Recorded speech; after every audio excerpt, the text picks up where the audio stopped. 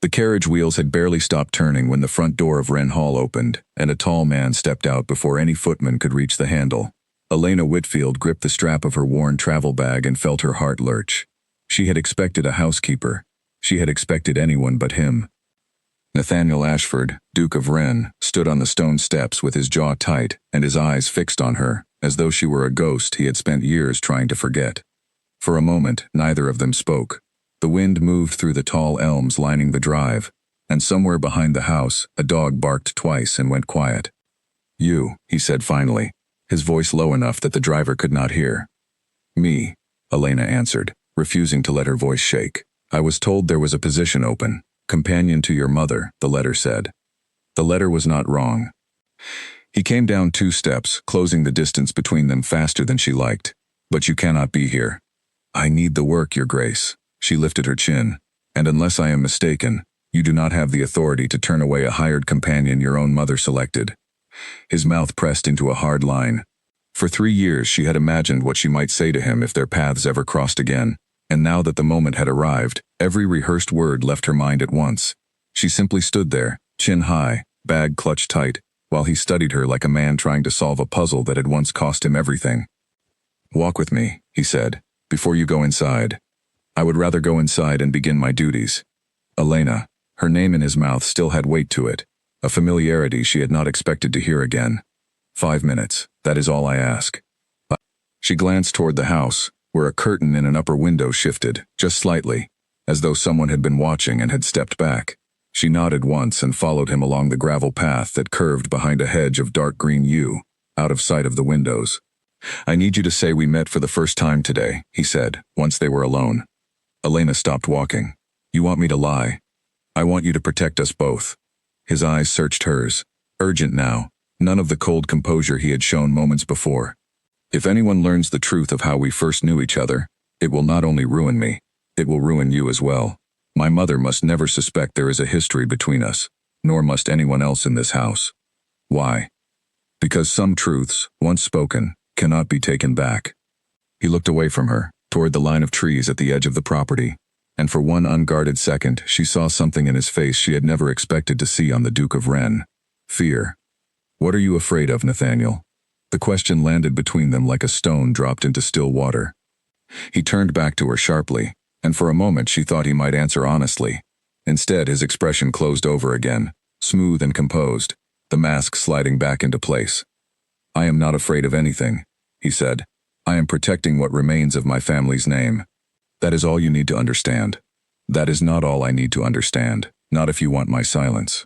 You will have my gratitude, and a wage that will keep your mother comfortable through the winter." His voice hardened. "That should be enough." It was not enough, not nearly, but she recognized the tone. It was the voice of a man who had learned to end conversations before they could go anywhere dangerous. She had heard that voice once before, 3 years ago, on a night neither of them had ever spoken of since. "Fine," she said. "We met today, for the first time. I know nothing about you beyond what the household staff will tell me." Something in his shoulders eased, just slightly. "Thank you." "Don't thank me yet." She stepped past him, back toward the house. "I have not decided whether I will keep that promise if your mother asks me directly. I am a poor liar, Your Grace, when pressed." She left him standing beside the yew hedge and walked toward the grand doors of Wren Hall, where a stern-faced woman in dark gray was already descending the steps to greet her. "You must be Miss Whitfield," the woman said, looking Elena over with the practiced eye of someone who had hired and dismissed a dozen companions before. "I am Mrs. Whitby, housekeeper here. Lady Margaret is expecting you in the drawing room. Come along, and mind you do not track mud on the good carpets."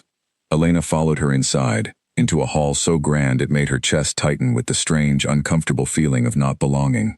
Portraits lined the walls, generations of Ashford staring down at her with painted eyes. She wondered, briefly, if any of their faces had ever looked as frightened as the current Duke's had, standing beside that hedge. The drawing room was warm with firelight, and Lady Margaret Ashford sat in a high-backed chair near the window, a piece of needlework forgotten in her lap. She was younger looking than Elena had expected, with silver threaded delicately through dark hair, and eyes so sharp they seemed to measure Elena from the doorway before a single word was spoken. "Miss Whitfield." Lady Margaret's voice was pleasant, cultured, and entirely without warmth. "Come closer, let me see you properly." Elena crossed the room and stood before her, back straight, hands folded. You are younger than the agency suggested. I am 24, my lady. And you have experience as a companion.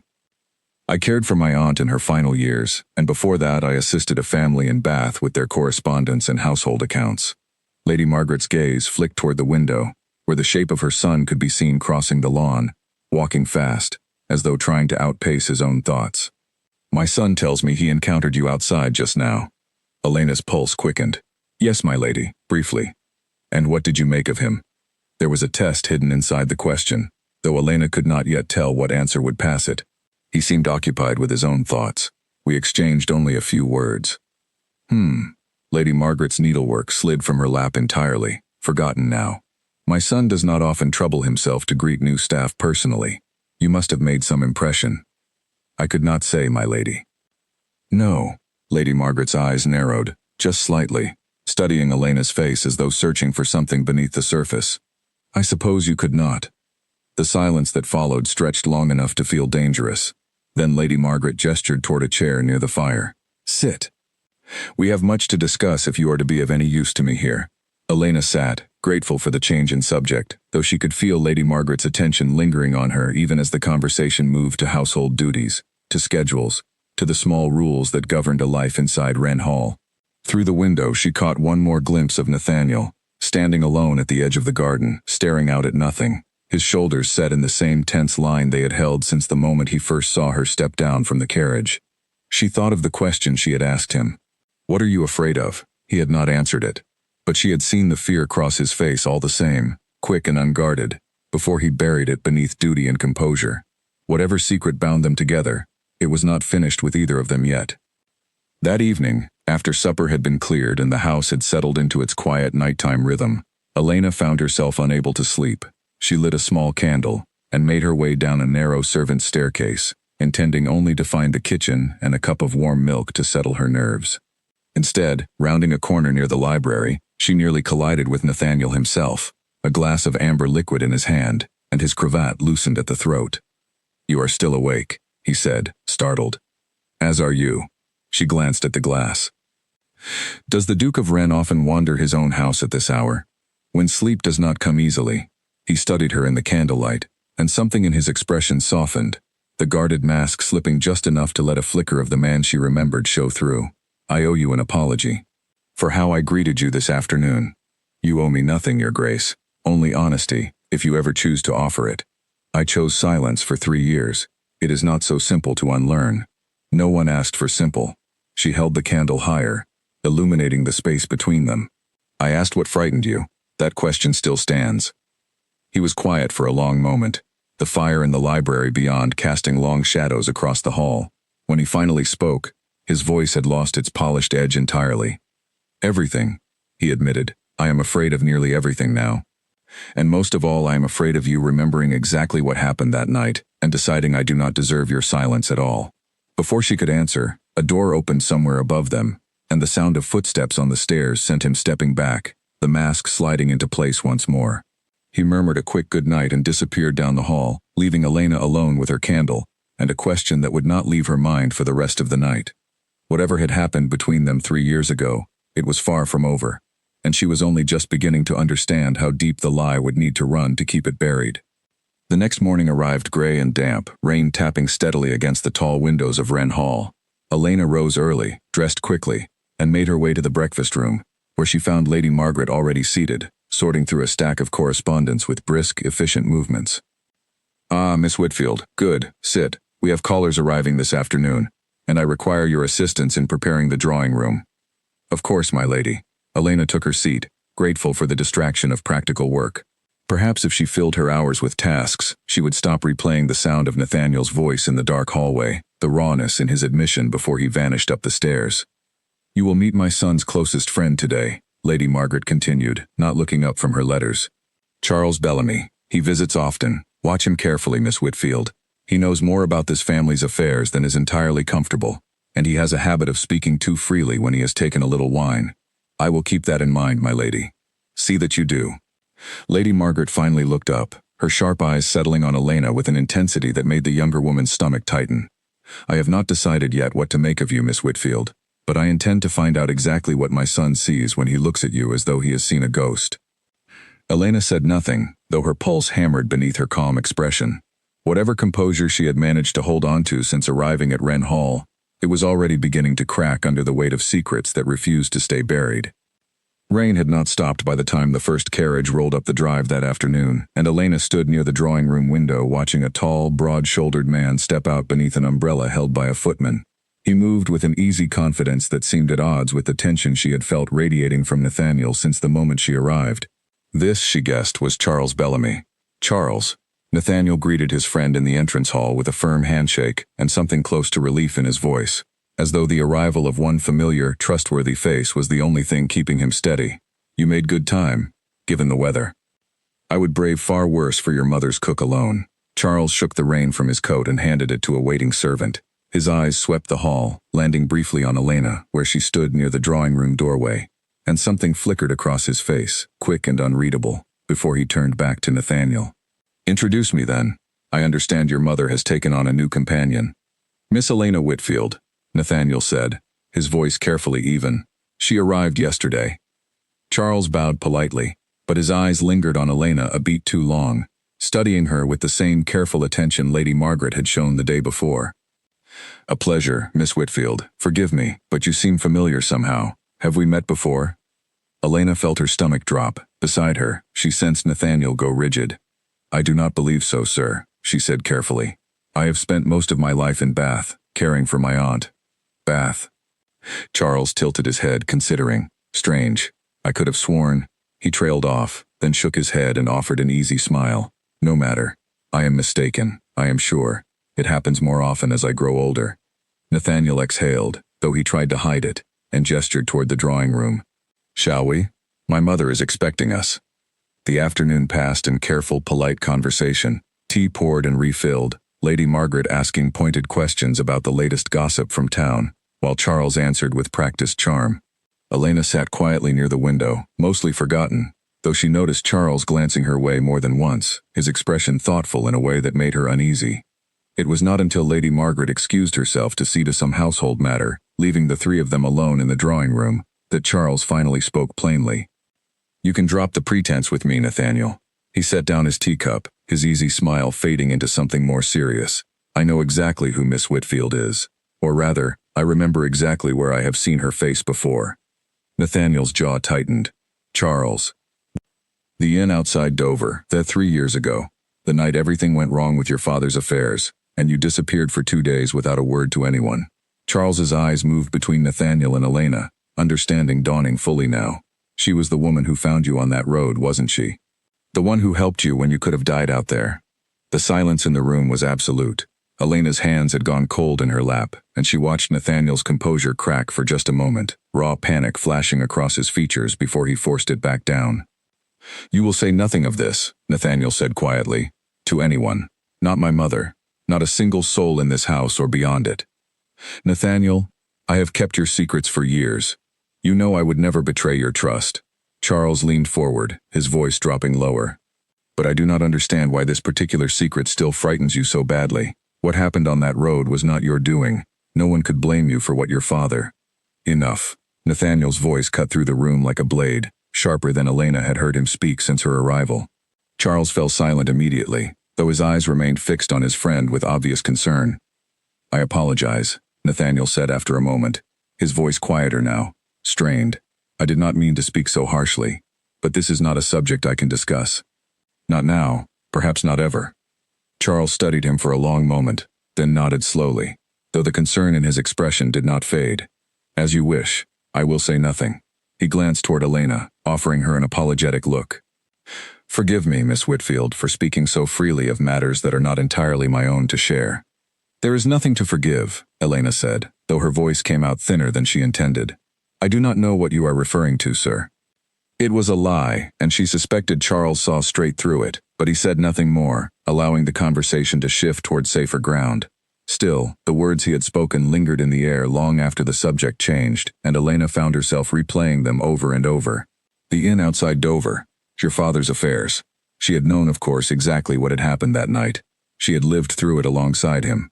But hearing Charles speak of it so plainly, as though it were simply one more piece of gossip to be traded over tea, made the weight of the secret feel heavier than ever. When Charles finally departed as the afternoon light began to fade, Nathaniel excused himself as well, claiming urgent correspondence that required his attention. Elena remained in the drawing room, gathering the tea service, her mind spinning with questions she could not ask aloud. She did not see Nathaniel again until well after dark, when she stepped out onto the small balcony off the upstairs corridor for a breath of cool evening air, and found him already there, leaning against the stone railing, staring out at the darkened gardens below. "You heard what Charles said," he murmured, without turning to look at her. "About the inn. I was there, Nathaniel. I do not need Charles Bellamy to remind me of what happened." "No." He finally turned, and in the moonlight she could see how exhausted he looked, how the careful composure he wore like armor during the day had worn thin in the quiet hours of night. "But you do not know all of it. There are pieces of that night even Charles does not understand, pieces I have never spoken of to anyone." "Then tell me." She stepped closer, close enough that she could see the tension in the set of his shoulders, the way his hands gripped the stone railing until his knuckles paled. "You asked me to lie for you, Nathaniel. The least you owe me is the truth of what I am protecting." He was quiet for a long moment, the wind stirring the branches of the trees below them, carrying the scent of rain and damp earth. When he finally spoke, his voice was barely above a whisper. "My father did not simply have financial troubles that night, as the family has always claimed. He made choices that would have destroyed this family entirely, choices that involved men far more dangerous than any creditor. I went to that inn to meet him, to try to reason with him, to convince him to turn back before it was too late. And when I arrived, I found him already gone, vanished, and I very nearly did not survive discovering exactly why." Elena's breath caught. She had known fragments of this, had seen the aftermath of it written across Nathaniel's face the night she found him bleeding and half-conscious on the road outside the inn, but she had never heard him speak the fuller truth of it, not once in 3 years. "Is that why you fear me remembering?" she asked softly. "Because I know your father was involved in something dangerous, something that could still threaten this family if it came to light?" "Partly." His eyes met hers, and there was something else there now, something beneath the fear, something that looked almost like longing. "But mostly, Elena, I am afraid of what it would mean if my mother learned that a stranger, a woman with no name in society, saved my life that night while I lay dying on a roadside, and that in the years since, I have never once been able to forget her face." The words hung in the air between them, more honest than anything he had said since her arrival. Elena felt her heart pounding, uncertain whether to step closer or retreat entirely from a confession that changed everything she thought she understood about why he needed her silence so badly. "Nathaniel." A sound from the corridor behind them made them both freeze. Footsteps, deliberate and unhurried, approaching the balcony door. Nathaniel stepped back quickly, putting proper distance between them just as Lady Margaret's silhouette appeared in the doorway, a candle held aloft, her sharp eyes taking in the scene before her with an expression Elena could not quite read. "I did not realize you had returned to the balcony for air as well, Miss Whitfield," Lady Margaret said, her voice deceptively pleasant. "How fortunate that my son happened to be here to keep you company in the dark." "Mother, I was only—" "You need not explain yourself to me, Nathaniel." Lady Margaret's gaze moved between them, lingering, calculating. "But I confess, I find myself increasingly curious about the nature of your acquaintance with Miss Whitfield. It seems rather more familiar than one would expect between a duke and a companion he claims to have only just met." Elena's pulse hammered in her throat. Beside her, she felt Nathaniel go still, the weight of the lie they had agreed to settling heavily over the silence that followed. "Familiar, my lady?" Elena forced her voice into something calm and measured, though her heart beat so hard she feared it might betray her. "I only came out for air, as you did. The beak happened to be here already. We exchanged perhaps 3 words before you arrived." "Is that so?" Lady Margaret's eyes did not leave Elena's face. How curious, then, that from the doorway it appeared as though the two of you were engaged in a conversation of some depth. "You are mistaken, Mother." Nathaniel's voice had recovered its composure, cool and steady once more, though Elena could see the effort it cost him. "I was simply remarking on the weather." Miss Whitfield agreed the evening air was pleasant despite the earlier rain. "The weather." Lady Margaret repeated the words slowly, as though tasting them for truth, and finding them wanting. "Yes, of course." She said nothing further, but the look she gave Elena before turning to retreat back into the house carried a warning that needed no words at all. Elena understood, with sudden clarity, that Lady Margaret did not believe a single syllable of the explanation offered, and that from this moment forward, She would be watched far more closely than before. When the sound of Lady Margaret's footsteps had faded down the corridor, Nathaniel let out a long breath, running a hand through his hair in obvious distress. "She suspects something," he said quietly. "She suspects a great deal more than something, Nathaniel. Your mother is not a foolish woman." "No." He looked at Elena, and the fear she had glimpsed earlier had returned to his eyes, sharper now, more urgent. "She is not foolish at all, which means we have very little time before she finds a way to learn the truth, whether we tell her or not." Elena wrapped her arms around herself against the cold night air, suddenly aware of how precarious her position within Wren Hall had become in the space of a single day. She had come here seeking honest work and a steady wage, nothing more. She had not expected to find herself standing on a moonlit balcony, entangled once again in the secrets of a man she had spent 3 years trying to forget. "I should return to my room," she said finally, "before your mother decides to send someone else to check on us both." Nathaniel nodded, though he made no move to leave first, watching her with an expression she could not fully name. "Elena, whatever happens in the days ahead, I need you to know that I am grateful you came here. Even if gratitude is a poor substitute for everything I actually owe you. Save your gratitude, Your Grace." She turned toward the door, pausing only briefly to glance back at him over her shoulder. "I would rather have your honesty. It has always meant more to me than pretty words." She left him standing alone on the balcony, the wind stirring his dark hair, his eyes following her retreat with an intensity that lingered in her mind, long after she had returned to the safety of her small room, and closed the door firmly behind her. 3 days passed in careful, watchful silence. Lady Margaret said nothing further about the balcony, but Elena felt her presence everywhere, in the way she was seated always within sight during meals, in the questions dropped casually into conversation about her past, her family, her reasons for seeking work so far from Bath. Elena answered each one carefully, holding to the story she and Nathaniel had agreed upon, though the constant scrutiny left her nerves stretched thin. It was on the 4th morning that the first real crack appeared. Elena had been sent to the village to collect a parcel of thread for Lady Margaret's needlework, a simple enough errand that gave her a rare hour away from the watchful eyes of Wren Hall. She walked the country lane with her basket over one arm, grateful for the quiet, when a voice called out behind her. "Miss Whitfield, a moment if you please." She turned to find Charles Bellamy approaching on foot, his horse tethered near the crossroads behind him. He fell into step beside her, his expression more serious than the easy charm he had worn during his visit to the house. "Mr. Bellamy, I did not expect to see you again so soon. I confess I came looking for you deliberately." He glanced around the empty lane, as though making certain they were truly alone. "I owe you an apology, Miss Whitfield, for speaking so carelessly the other day. I did not consider how my words might endanger you, only how relieved I was to finally understand why Nathaniel has seemed like a different man since the day you arrived. There is nothing to apologize for. Nothing happened that requires such careful handling. Please." Charles's voice softened, sincere in a way that caught her off guard. "I have known Nathaniel since we were boys. I watched what that night at the inn did to him, though even I do not know the whole of it." He returned changed, quieter, always looking over his shoulder as though he expected trouble to follow him home. And then, 3 years later, a woman with your face walks into his mother's drawing room, and suddenly he looks like himself again for the first time since it happened. Frightened, yes, but alive in a way he has not been in years. Elena's steps slowed. "You give me more credit than I deserve, sir." "Perhaps." Charles studied her carefully. "Or perhaps you underestimate exactly how much your presence has already changed things in that house. Lady Margaret is no fool, Miss Whitfield. She has already begun asking questions among the staff about your background, about where precisely you resided before coming here. If there are inconsistencies in the story you and Nathaniel have agreed upon, she will find them. It is only a matter of time." The warning settled heavily in Elena's chest. "What sort of questions?" "She sent a letter yesterday, to an address in Bath, seeking confirmation of your aunt's household and your service there." Charles's expression was grim. "I do not know what she expects to find, but I know Lady Margaret well enough to understand she will not rest until she has an answer that satisfies her." Elena's stomach twisted. The story she had given was not entirely fabricated. She had indeed cared for her aunt in Bath, in the years following the incident at the inn. But the timeline, the precise dates, the reasons she had left that household so abruptly, none of it would withstand careful scrutiny if Lady Margaret dug deeply enough.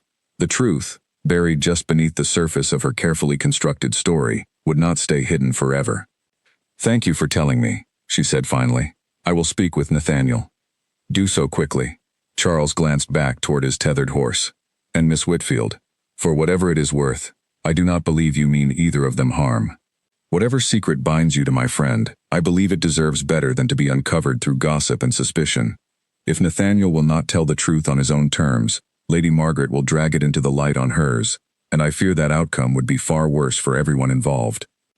He bid her a polite farewell and returned to his horse, leaving Elena to walk the remaining distance to the village alone, her thoughts churning with worry.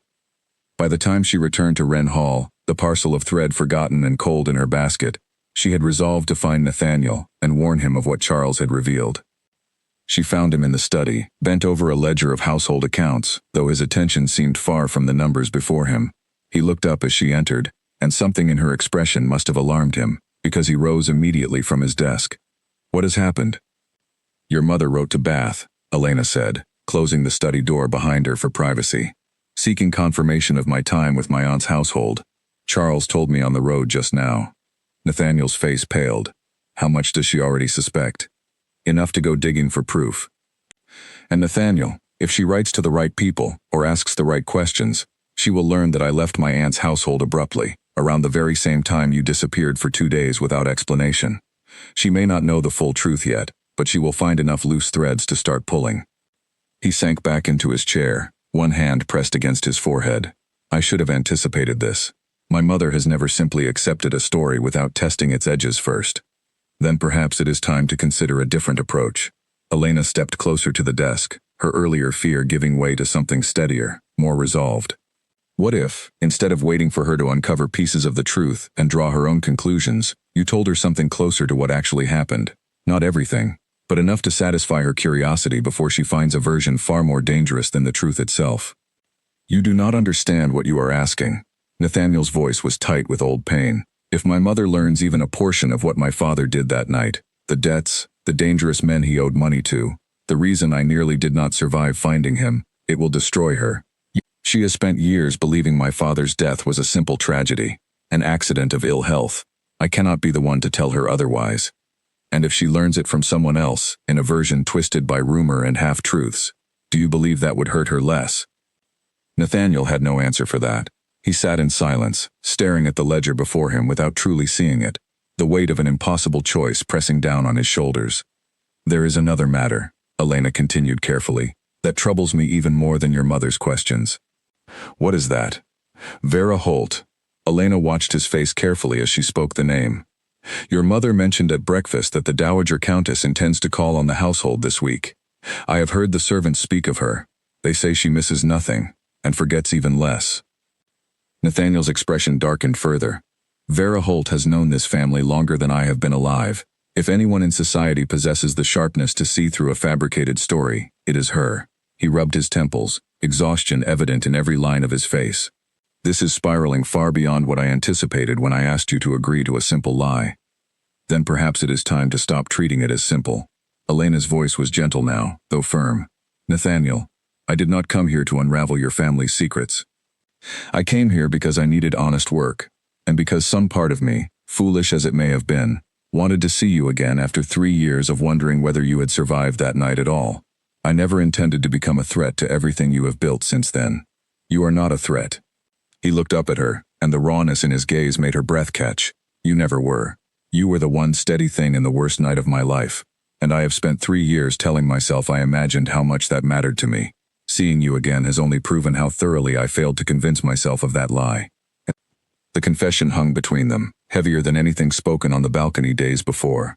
Elena felt her carefully guarded composure begin to slip, the walls she had built around her own feelings threatening to crumble beneath the weight of his honesty. Before either of them could say more, a sharp knock sounded at the study door, and Mrs. Whitby's voice called through the wood, brisk and businesslike. "Your Grace, Miss Whitfield, the Dowager Countess Holt has arrived early for her visit. Lady Margaret requests you both join her in the drawing room at once." Nathaniel and Elena exchanged a single, alarmed glance before he rose from his desk, straightening his coat with hands that were not quite steady. "It seems," he said quietly, "we are about to discover exactly how much time we truly had left." The drawing room, when they entered it moments later, felt smaller than Elena remembered, crowded now with the formidable presence of a woman seated in the best chair near the fire, silver hair piled elegantly atop her head, sharp eyes taking in every detail of the room, with the practiced efficiency of a woman who had spent decades reading people for a living. "Ah, there you both are." Vera Holt's voice carried the polished edge of someone accustomed to command. Her gaze moved from Nathaniel to Elena and back again, lingering just long enough to make Elena's skin prickle with unease. "Margaret has told me so little about her new companion." "Come closer, my dear. Let an old woman have a proper look at you." Elena crossed the room and curtsied, aware of every eye upon her, aware most of all of the way Vera Holt's expression sharpened with sudden, unmistakable interest as she studied Elena's face at close range. "How extraordinary," the Dowager Countess murmured, almost to herself. "I could swear I have seen you somewhere before, Miss Whitfield. And recently, at that." The room went very still. Elena felt Nathaniel tense beside her, and across the room, Lady Margaret's needlework paused mid-stitch, her sharp eyes flicking between the three of them with the dawning look of a woman who had just found the loose thread she had been searching for all along. "I do not believe we have met before today, my lady," Elena said carefully, though her heart pounded against her ribs. "I have spent most of my life in Bath." "Bath."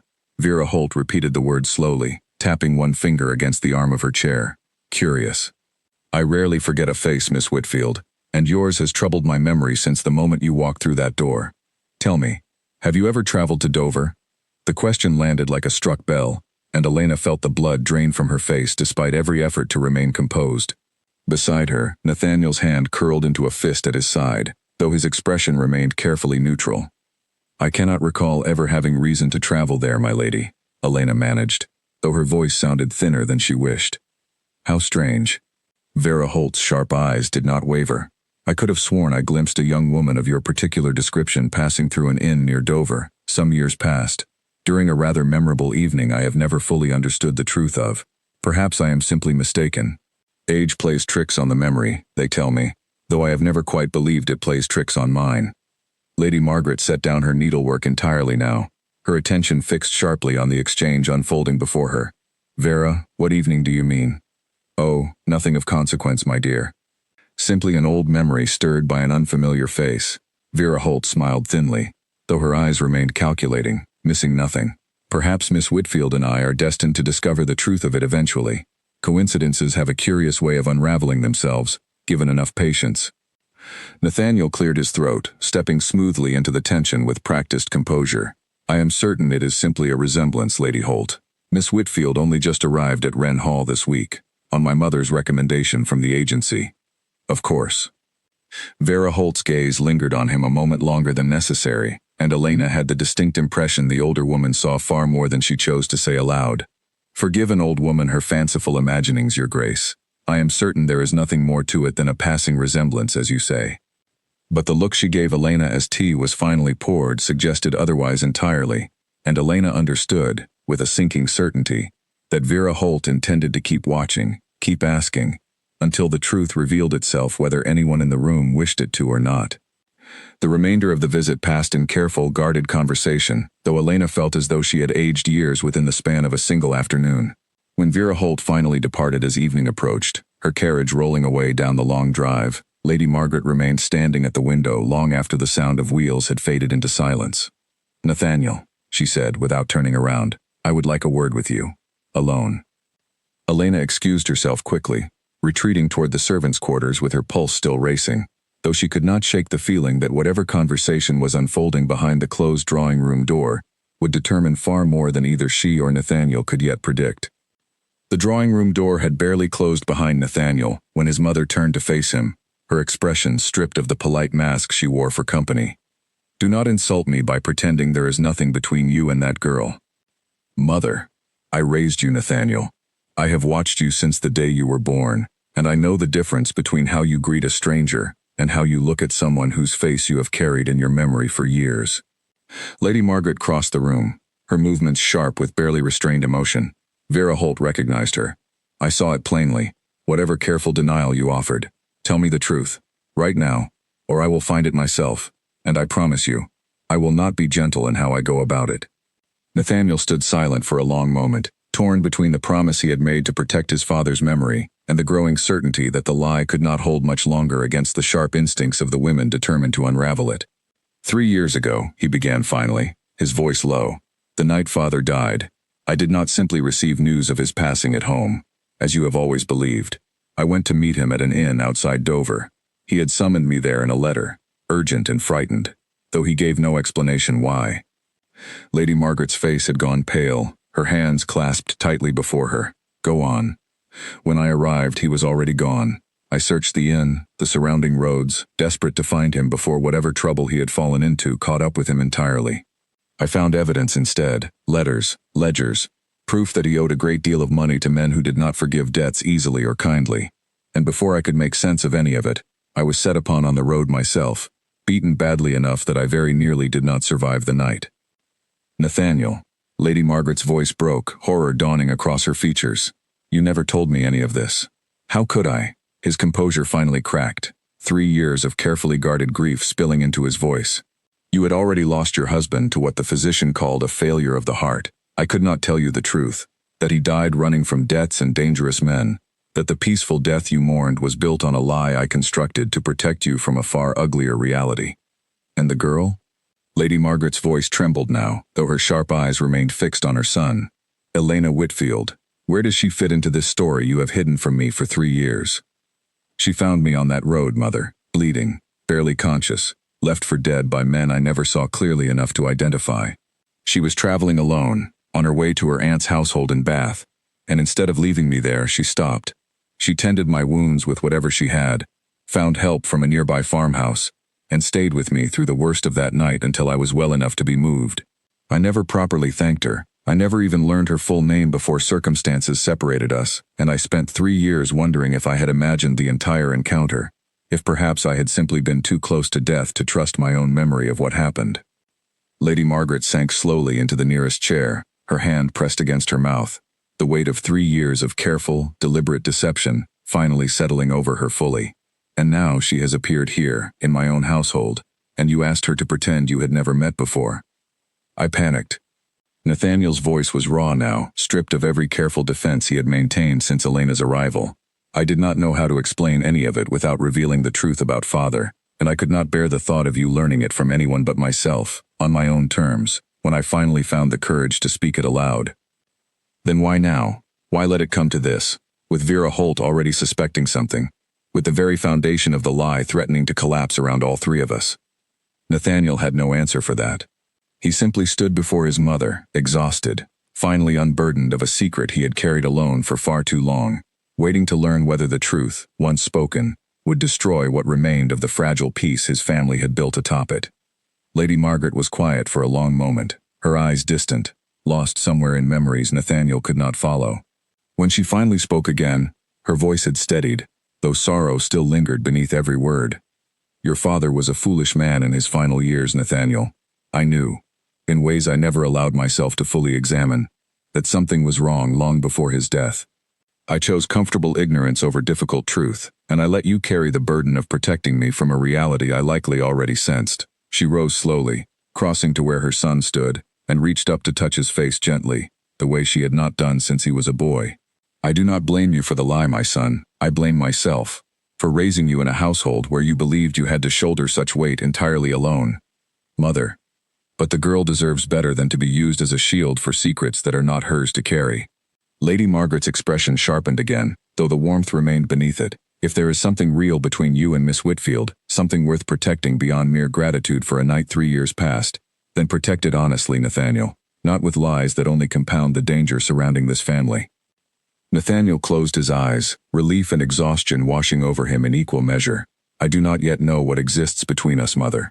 Only that I have not been able to stop thinking of her since the night she saved my life, and that seeing her again has made 3 years of careful distance feel entirely foolish in comparison.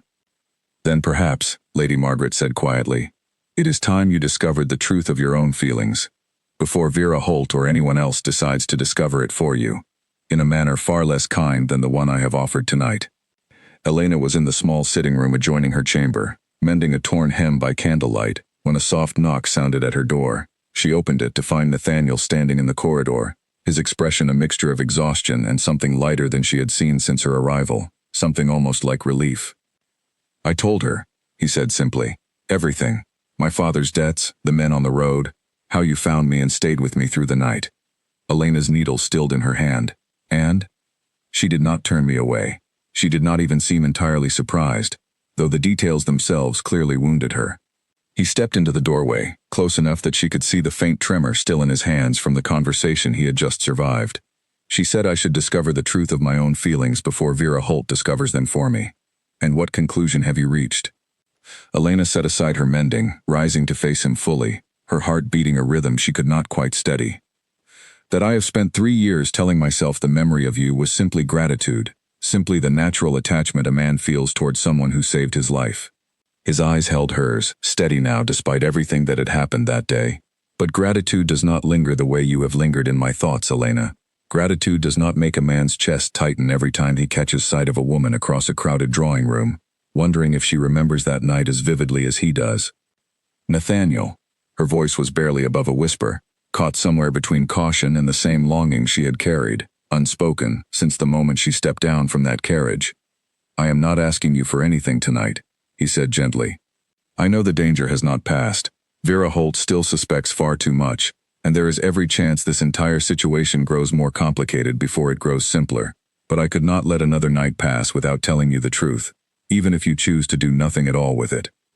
Elena studied his face in the candlelight, searching for any trace of the careful, guarded man who had greeted her so coldly on the front steps days ago. She found none of it remaining. Only honesty, raw and unpolished, offered to her without condition. I never forgot you either, she admitted quietly. I told myself the same lies you told yourself, that it was simply the shock of finding a stranger bleeding on a dark road, nothing more. But I thought of you, far more often than any simple act of charity should warrant, wondering if you had survived, if you had ever thought of the woman who stayed with you through that terrible night. The distance between them had narrowed without either of them fully realizing it, until Nathaniel stood close enough that Elena could feel the warmth of him, could see the way his breath caught as she spoke. Neither moved further. The weight of everything unresolved between them, Vera Holt's suspicion, Lady Margaret's fragile new understanding, the danger still coiled beneath the surface of their fragile truce, holding them both carefully in place. We should proceed carefully, Elena said finally, though her voice lacked conviction. There is still so much unresolved.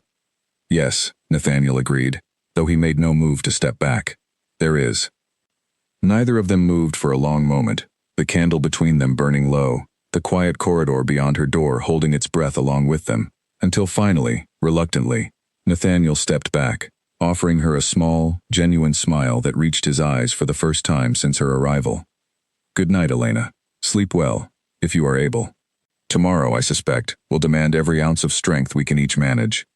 He was right to worry. Neither of them yet knew that Vera Holt, restless and unsatisfied by the evasions offered during her visit, had already begun making inquiries of her own, inquiries that would reach far closer to the full truth than either Nathaniel or Elena could afford. A letter arrived at Wren Hall 3 days later, delivered by a private messenger rather than the usual post, sealed with the unmistakable crest of the Dowager Countess. Lady Margaret opened it in the breakfast room, her face growing pale as she read, and by the time she looked up, both Nathaniel and Elena had abandoned their meals entirely to watch her reaction.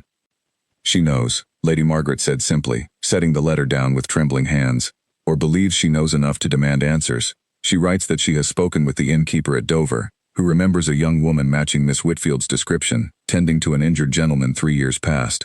She intends to call this afternoon, and she makes it quite clear she will not leave until she has the full truth from all of us. Elena's stomach twisted with dread. How could she have located the innkeeper so quickly? Vera Holt has resources most of society underestimates, Lady Margaret said grimly.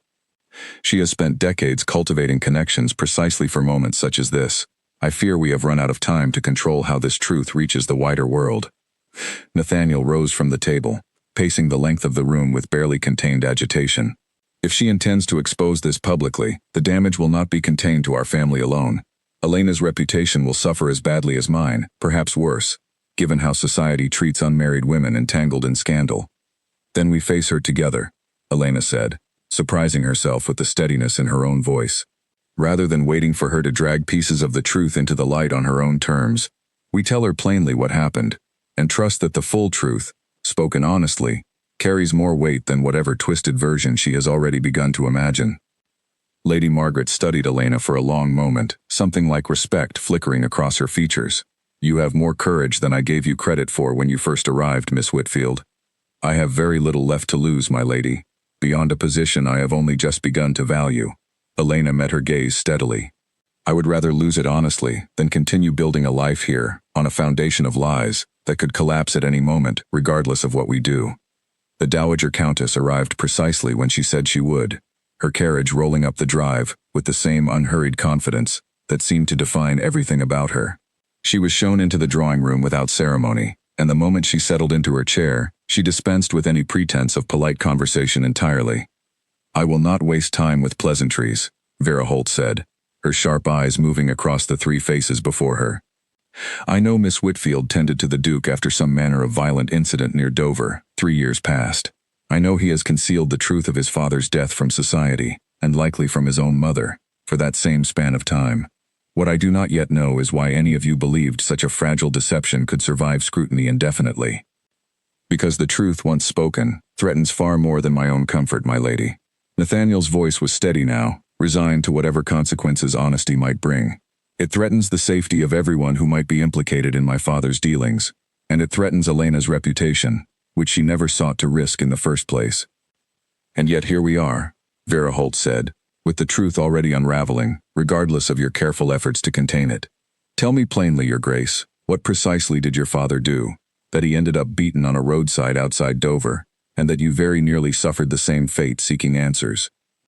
Nathaniel drew a steadying breath and told her everything. The debts, the dangerous men his father had entangled himself with, the desperate letter that had summoned him to that inn, the violence that had nearly claimed his own life before Elena found him bleeding on the roadside and refused to leave him there to die.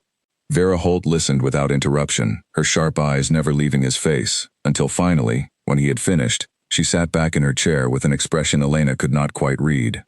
"That," Vera Holt said finally, "is a far more sympathetic truth than the version rumor would have constructed on its own. Had I allowed this story to spread through society unchecked, built from fragments and speculation rather than fact, I suspect the version reaching every drawing room in town would have painted you as complicit in your father's schemes, rather than as a young man nearly killed trying to save him." "You intend to spread this story regardless?" Lady Margaret's voice was sharp with alarm. "I intend to do nothing of the sort, Margaret, provided you all stop insulting my intelligence with denials I have already disproven." Vera Holt's gaze settled on Elena. "As for you, Miss Whitfield, I confess I admire the courage it took to remain silent for 3 years, protecting a man's secret at considerable personal cost, and greater courage still to tell the truth today, rather than continuing a lie that would have collapsed regardless of your efforts." Elena felt a cautious relief begin to loosen the tight knot of fear in her chest.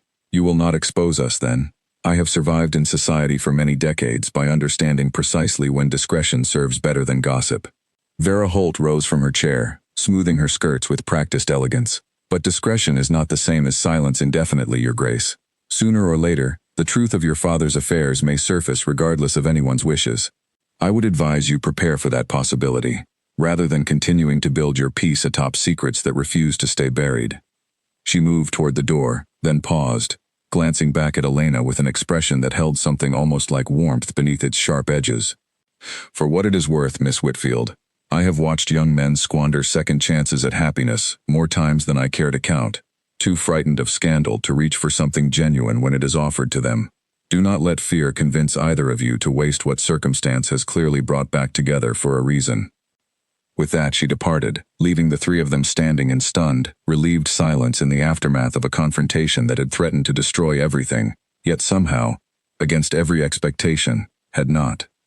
"She kept our secret," Elena said, still hardly believing it. "For now," Nathaniel replied, though the tension in his shoulders had finally begun to ease.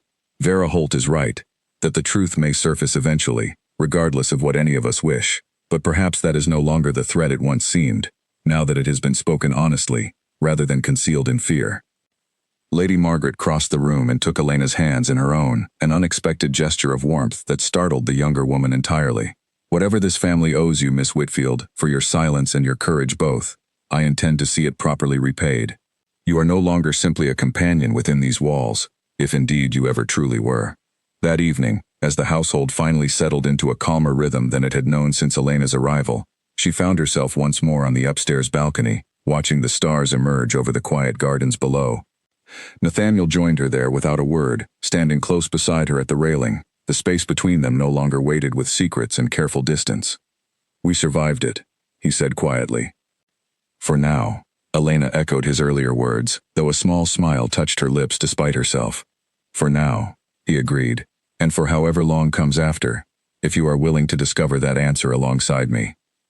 She turned to face him fully, the moonlight illuminating the sincerity in his expression, and for the first time since stepping down from that carriage days ago, Elena allowed herself to hope that whatever came next might finally be built on honesty rather than fear. Weeks passed, and Renhall settled into a rhythm unlike anything Elena had known since her arrival. The careful watchfulness that once colored every interaction had given way to something gentler, though the shadow of Nathaniel's father's secrets never fully disappeared. Letters occasionally arrived from solicitors handling the tangled remains of old debts, and Nathaniel spent long hours in his study, working to settle accounts that had haunted his family for years. But he no longer carried that burden entirely alone, and Elena found herself drawn increasingly into his confidence, offering steady counsel where once only fear had lived. It was on a bright autumn afternoon, the gardens of Wren Hall bathed in gold light, that Charles Bellamy arrived for another visit, his easy smile restored now that the tension surrounding his friend had finally begun to lift. You look remarkably well, Nathaniel, Charles observed, settling into a chair on the terrace where Nathaniel and Elena had been reviewing correspondence together, considerably better than the haunted man who greeted me here weeks ago. A great deal has changed since then, Nathaniel admitted, glancing toward Elena with an affection he no longer bothered to hide. So I have gathered. Charles's eyes moved between them, warm with genuine pleasure at what he observed. I confess, I worried for you both. When Vera Holt first began asking her pointed questions, I feared the entire situation might unravel in ways none of us could control. It very nearly did, Elena said. But perhaps some secrets are meant to be spoken eventually, rather than buried indefinitely beneath fear. A wise observation, Miss Whitfield. Charles inclined his head toward her with genuine respect. I confess I am rather glad you proved stubborn enough to ask difficult questions that day on the front steps, rather than simply agreeing to whatever convenient story my friend proposed. Elena laughed softly, the sound easy and unguarded in a way it had not been during those first tense days at Wren Hall. I have always found it difficult to accept a lie without at least attempting to understand the truth hiding beneath it. Lady Margaret joined them on the terrace shortly after, carrying a fresh pot of tea herself rather than summoning a servant, a small gesture that spoke volumes about how thoroughly the household dynamics had shifted in recent weeks. She settled into a chair beside Charles, her expression relaxed in a manner Elena had not witnessed since her arrival. I received word this morning, Lady Margaret said, addressing the group generally, that the last of your father's creditors has finally been settled, Nathaniel. The solicitors confirmed there are no further debts outstanding, no dangerous men with any remaining claim on this family's name or safety. Relief passed visibly across Nathaniel's face, 3 years of carried tension finally beginning to fully release. Then it is truly over. The debts, yes. Lady Margaret's gaze moved to Elena, warm and knowing, though I suspect other matters remain rather more interestingly unresolved. Elena felt her cheeks warm under the older woman's pointed observation, and beside her, Nathaniel cleared his throat, though he made no effort to deny the implication entirely. Mother, perhaps we might discuss such matters privately, rather than before an audience. Nonsense. Lady Margaret waved a dismissive hand, though her eyes sparkled with unmistakable amusement. Charles has known you since boyhood, and I have watched you both dance around your feelings for weeks now, with far more patience than either of you deserve. I dare say we could all benefit from you simply speaking plainly, for once, rather than continuing this careful restraint. Nathaniel glanced at Elena, something unspoken passing between them, a silent question and an equally silent answer. He rose from his chair and crossed to where she sat, kneeling beside her in full view of his mother and closest friend, without a trace of the guarded caution that had once defined every interaction between them. Elena, he said quietly, though everyone present could hear him clearly. I have spent 3 years telling myself the memory of you was simply gratitude for a life saved on a dark road outside Dover. I know now that was never the whole truth. You have shown more courage, more honesty, and more steadiness through these past weeks than I believed myself capable of matching, and I find I have no wish to face whatever comes next without you beside me. Elena's breath caught, the weight of everything they had survived together settling into something far lighter, far more hopeful than fear. Nathaniel, I am not asking for an answer today, he continued gently, before she could finish. Only for the chance to earn one properly, without secrets standing between us any longer. Charles, watching from his chair with an expression of undisguised delight, could not resist interjecting. For what it is worth, I believe you have already earned considerably more than you give yourself credit for, old friend." Lady Margaret smiled warmly, reaching over to pat Charles's arm as though sharing a private joke. "Do let them finish, Charles. Some moments deserve a little privacy, regardless of how thoroughly we have inserted ourselves into their unfolding." Elena laughed, despite the tears gathering at the corners of her eyes, reaching out to take Nathaniel's hand in her own. "You already have my answer, Nathaniel. You have had it, I think, since the moment I asked you what frightened you, and you finally found the courage to tell me the truth." The autumn sun continued its slow descent over the gardens of Wren Hall, gilding the scene in warm, golden light, as 3 years of carefully guarded secrets finally gave way to something honest, something steady, something built to last far longer than any lie ever could have. Word of the engagement spread through society faster than any of them anticipated, carried first by Charles, who could not resist sharing the happy news with a few close acquaintances, and then, inevitably, by the wider gossip network that governed every drawing room from London to the countryside. Elena had braced herself for scandal, for whispers questioning how a duke had come to choose a companion of modest means over the daughters of established families eager for his attention. What she had not anticipated was the curiosity that followed instead, quiet and persistent, about the story behind their connection. It was Vera Holt, in the end, who shaped how the tale was told. At a gathering held only a fortnight after the engagement was announced, the Dowager Countess spoke of the match with unmistakable approval, framing the story not as scandal, but as something rarer and more admirable. A duke who had chosen honesty and genuine devotion over the calculated matches society so often demanded.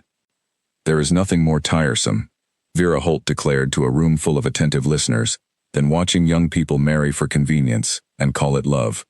The Duke of Wren has shown considerably more sense than most of his peers, choosing a woman of proven character and courage over an empty title, matched to an equally empty purse." Elena, standing nearby and overhearing the remark, felt a wave of gratitude toward the sharp-tongued woman who had once threatened to expose them entirely, and who had instead become, in her own particular fashion, one of their staunchest defenders. The wedding itself was a smaller affair than tradition might have demanded for a duke, held in the chapel at Wren Hall rather than the grand cathedrals of town, surrounded only by those who had witnessed the truth of their story unfold from its most difficult beginnings. Lady Margaret wept openly through the ceremony, her earlier sharpness entirely dissolved into unguarded joy. Charles stood as Nathaniel's closest witness, offering a toast afterward that left half the assembled guests laughing, and the other half reaching for their handkerchiefs. As evening fell over the gardens where the wedding breakfast had been laid out beneath strings of lantern light, Elena found a quiet moment alone with Nathaniel, away from the celebration, standing near the same yew hedge where he had first asked her to lie about how they met. "Do you remember this spot?" she asked, glancing toward the dark green branches. "I remember every detail of that morning," Nathaniel said, drawing her closer against the cool evening air. "The fear in my chest when I saw you step down from that carriage, certain the life I had carefully rebuilt was about to collapse entirely. And now I understand that the life worth building was never the one built on careful lies and guarded distance." He pressed a gentle kiss to her forehead, the warmth of it settling deep into her chest. "It was always going to be this one, Elena. The one built on truth, however difficult that truth proved to uncover."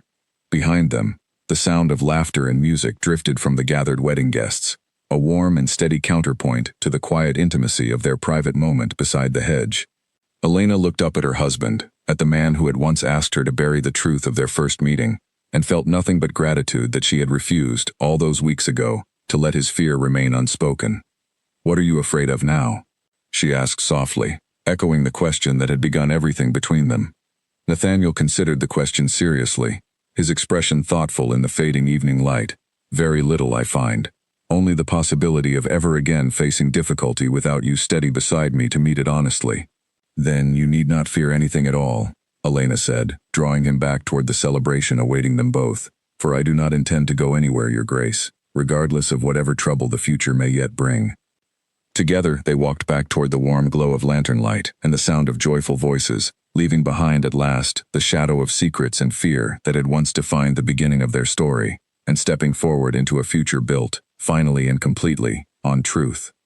A year had passed since the wedding at Wren Hall, and the gardens that had once witnessed careful lies and guarded confessions now bloomed with the easy warmth of a household finally settled into honest happiness. Elena stood near the same window where she had first watched Nathaniel cross the lawn in tense, private thought, though the man who now approached the house carried none of that old burden in his stride. "You will never guess who has written," Nathaniel said, entering the drawing room with a letter in hand and an amused smile playing at his lips. "Charles informs me he has finally, after years of stubborn resistance, agreed to court Lady Eleanor Ashby. He claims full credit for our happiness and insists he deserves equal celebration for his own courage in following our example." Elena laughed, taking the letter to read the details herself. "I confess I always suspected he watched us with more envy than he admitted." "As did I." Nathaniel crossed the room to join her at the window, wrapping an arm comfortably around her shoulders as they looked out over the gardens together, "though I cannot fault him. Watching honest happiness unfold before you has a way of making one reconsider old fears." Lady Margaret joined them shortly after, carrying a small bundle wrapped carefully in soft blankets, her expression alight with the particular joy reserved for grandmothers indulging their favorite pastime. "There you both are. I have been searching the house for you, though I suspect I know exactly why you were hiding away here instead of joining the rest of us in the nursery." "We were not hiding, Mother," Nathaniel protested, though his smile suggested otherwise. "Merely enjoying a moment of quiet before the household demands our attention once more."